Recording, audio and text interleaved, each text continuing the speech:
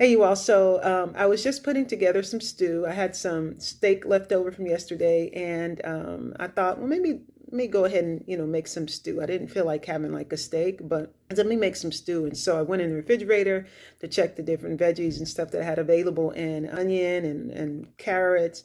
Had a turnip in there that started to feel a little bit soft. So I'm like, well, let me use that. So I put that in there with the stew.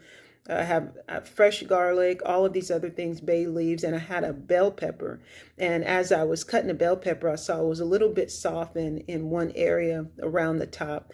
And I was just kind of cutting that off and then, taking the rest and chopping it up. But I thought about just this recommendation that I wanted to give you all. When it comes to eating whole food, one of the indicators that you do have real food or is if it goes bad. And this can apply to bread as well, not just fresh produce, but if you're taking steps to get healthy and being intentional about buying whole food in its whole form, then why not get the best quality for yourself? So aside from the organic or going to shop for, the best quality in that way, if you just go to, the grocery store and say, for example, you get something that says organic or just a regular produce and you take it home and it doesn't go bad, that's one of the indicators that you probably don't want to eat it. There's either something that's been put on it that's not healthy for you, or it's just so fake to where it's not going back. Something was done to it for that reason. And when you take a look at even the bread, the typical bread that's in the store, bring it home and set it on the counter and just let it sit there until it goes bad. You're going to be waiting for a long time.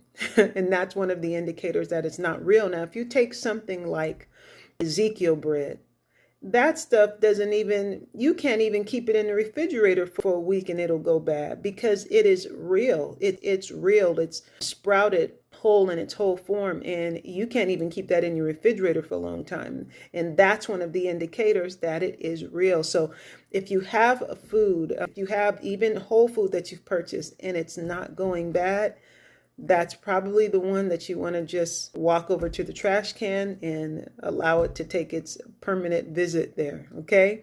So just wanted to give you that tip, especially if you're taking steps to be able to get healthier. Definitely want you to do that. That's awesome. But just make sure if you notice that, wait a second, I've had this bell pepper in there for a week and it didn't go bad. Or I've had this tomato. I remember I had some tomatoes one time and they were in there for weeks and they hadn't gone bad. We'll just go ahead and walk them over to the trash can. So real food should go bad. All right, you all. So I hope that was helpful and I'll talk to you all soon. You have a good day.